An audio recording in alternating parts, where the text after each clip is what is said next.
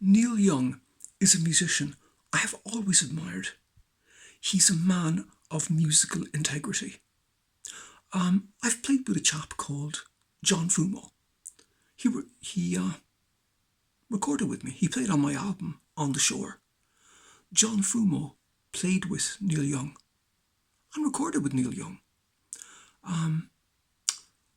When I was in cover bands, we always played a song by Neil Young.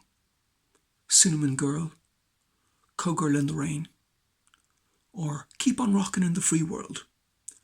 In fact, when I taught Cillian Murphy, one of the first songs that I taught him was Keep on Rockin' in the Free World.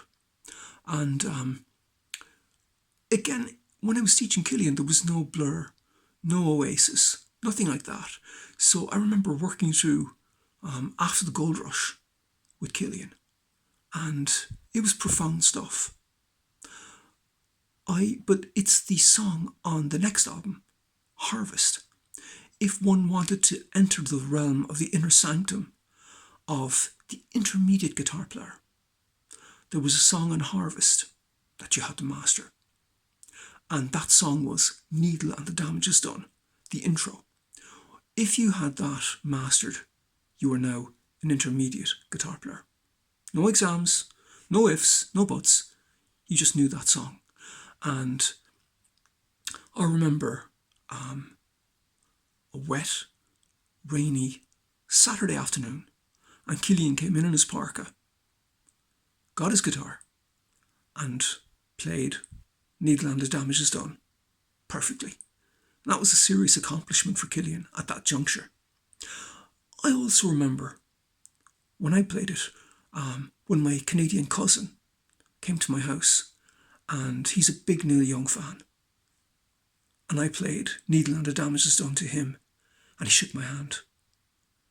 For me at that point in my life, it was, I think, 13, a moment to savour. Crosby, Stills, Nash and Young, a band whose enduring legacy is perpetuated by developing still a new fan base, attracting new fans and new audience. With Cillian Murphy, I taught him 2 songs by Crosby, Stills, Nash and Young, Marrakesh Express and Woodstock.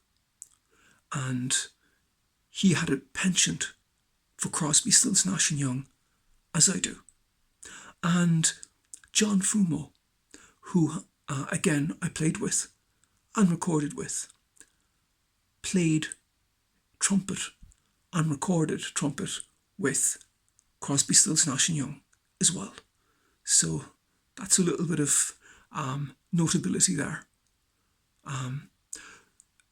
Neil Young is a man who has stood the test of time. He has retained his core audience and has an ability to kind of move with the times a little bit. A fantastic guitarist with a fantastic band with incredible orchestrations and arrangements, and still filling auditoriums, concert halls and arenas all over the world, and kind of still making a fantastic impression, as good as he did in 1970. And it's an incredible, thing for this man to be able to kind of, perpetuate that.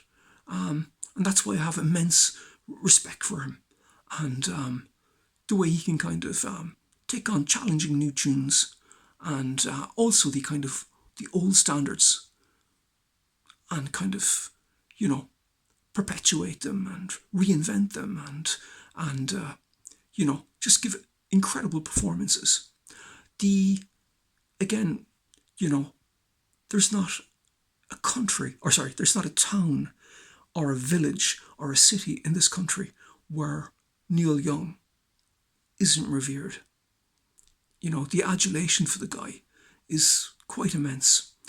And I remember again when, back to when I started playing the guitar, Neil Young was a hero of mine, and he still is. And you know, his legacy is, it's absolutely immaculate and still developing. And I'd just like to say to Neil Young, thank you very much and keep on rocking. Thank you very much for listening.